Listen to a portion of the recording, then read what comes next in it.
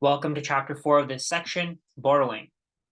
Lending money is a significant source of revenue for banks, with more than 50% of Canadian banks' total earnings in 2022 attributed to interest income alone. Banks offer various lending products like credit cards, lines of credit, and mortgages. Let's break down what each one of these is.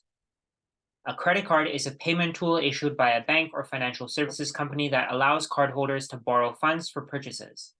Credit card holders typically have a grace period of up to 21 days, during which they can avoid paying interest on the borrowed money.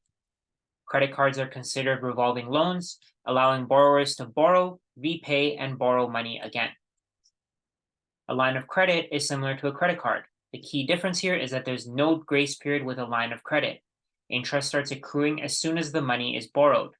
A huge advantage of a line of credit over a credit card is the lower interest rate.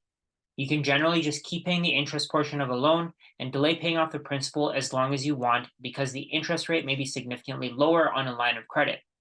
Some people do this to invest or start a business, and they only pay the interest until they're earning regular income from their assets. A mortgage is a loan secured by a property, usually a home. Mortgages tend to have a lower interest rate compared to other loans because they're backed by an asset, which means if the borrower fails to pay back their loan, the lender can sell the asset to get the money they're owed.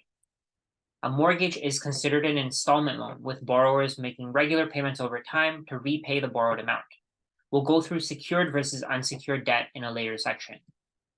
Here are some common important terms that you need to know to make sure we're on the same page regarding this topic. You can just pause the screen here and read through these. If you're borrowing money, it's important to choose the right product to avoid paying excessive interest. Banks make more money from debt carried on credit cards compared to lines of credit because of the difference in interest rates. Credit card interest rates can be as high as 30%, meaning borrowing $10,000 for a year could result in $3,000 in interest payments.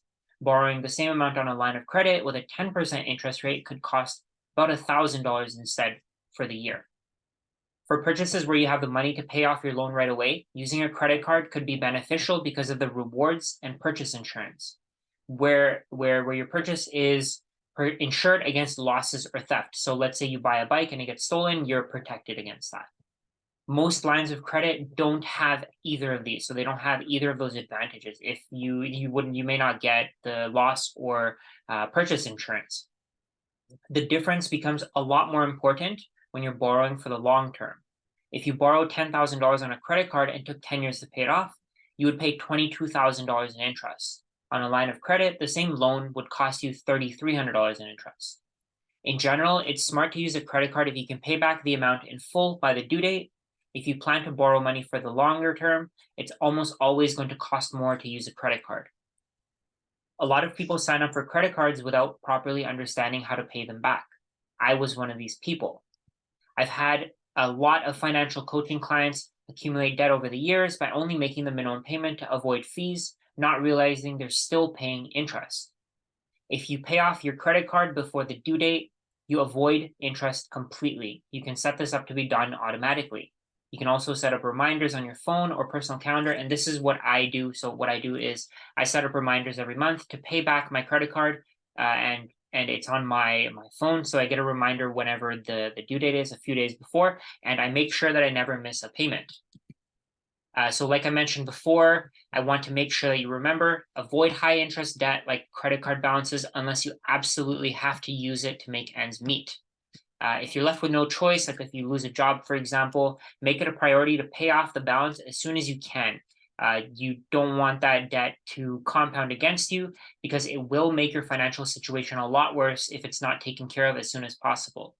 We'll do a deeper dive into how to pay off debt faster in the debt management section of this course.